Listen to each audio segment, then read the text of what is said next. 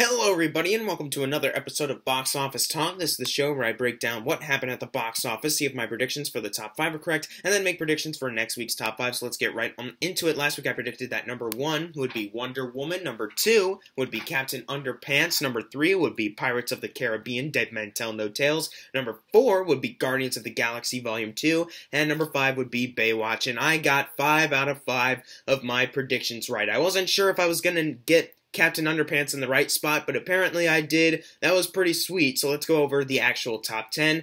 Number 1 was, of course, Wonder Woman. This weekend it made $100 million. Now, a lot of people will probably look at that and think, oh no, it's the lowest grossing DCEU movie. But really, making $100 million on your opening weekend is still not bad, especially since I think this is like the lowest budget that any DC movie has had. I'm not sure if that's entirely true or not, but the budget is still $149 million. So it needs to get around 298 to be considered a success, and on the worldwide chart, it is sitting at 223 million right now, so it is on its way to doing so, and I actually think that this will become the highest grossing DCEU movie, because I don't think it's going to have like the 60% drop off like the other DC movies did. I think this movie is going to last for a while because of how positive the reactions are, and I'm so happy with this. I hope that it sticks around for a while, because this movie is fantastic, and it's what the DCEU movies should be. Now, number 2, we have Captain Underpants, which made $23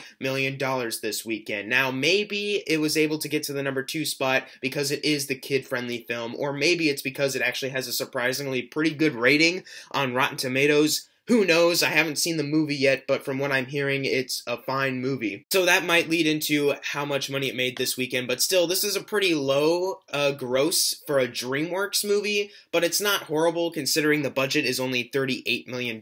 This is definitely one of DreamWorks' cheaper animated films, which is surprising, but whatever, I guess. They do whatever they want now. They're headed by the guy who's doing Illumination, so who frickin' cares? Number 3 is Pirates of the Caribbean, Dead Men Tell No Tales, which made $21 million this weekend. That adds to a domestic total of $114 million, but on the worldwide chart, it is sitting at $501 million. So it was already able to double its $230 million budget, and it was able to cross the $500 million margin. I'm not sure if it'll be able to get to $1 billion. Maybe it'll stop like right before it does, or maybe it won't. I'm still positive that this will definitely not gross as much as the other pirate sequels did, even though it is still making a lot of money, and this is pretty good for it. It just won't be as high grossing as maybe the studio wants. At number 4, we have Guardians of the Galaxy Volume 2, which made $9 million this weekend. That adds to a domestic total of $355 million. And on the worldwide chart, it is sitting at $816 million. And it was able to outgross the first Guardians movie, which is spectacular worldwide-wise. And it is still growing slowly towards $1 billion each day. I'm still not sure if it'll be able to get there as long as it's in the top 10, but hey, making around $800 million worldwide is still pretty fantastic for this film. At number 5, however, is Baywatch, a movie that is not making a lot of money, especially worldwide. It made $8 million this weekend, and that adds to a domestic total of $41 million. And on the worldwide chart, they thought maybe this boost would help them, and it barely does. It is sitting at $67 million.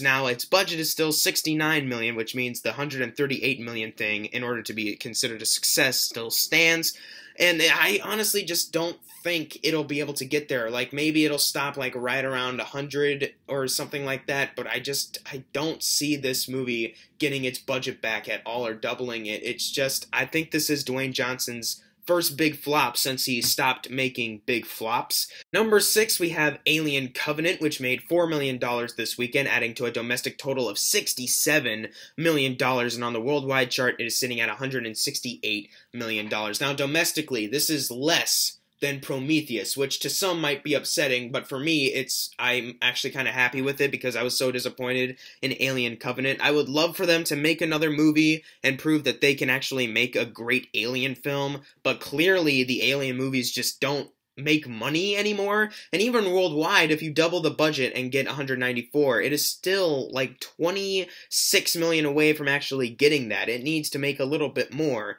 And I'm not sure if it'll be able to because it's dropping so fast, and I can understand why.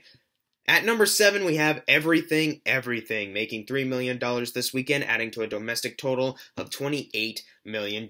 Now, on the budget of $10 million that it has, it's still, doubled. It's still doing well. Hasn't reached $30 million yet, which I'm a little surprised by, but whatever. It'll be gone soon anyways. I'm sure it'll be here next week, though. And at number 8, we have Snatched, which made $1.3 million this weekend, adding to a domestic total of $43 million. Now, this is $1 million more than its budget of $42, but as I keep saying, you gotta double it in order to ensure success. And on the worldwide chart, it is only sitting at $53 million.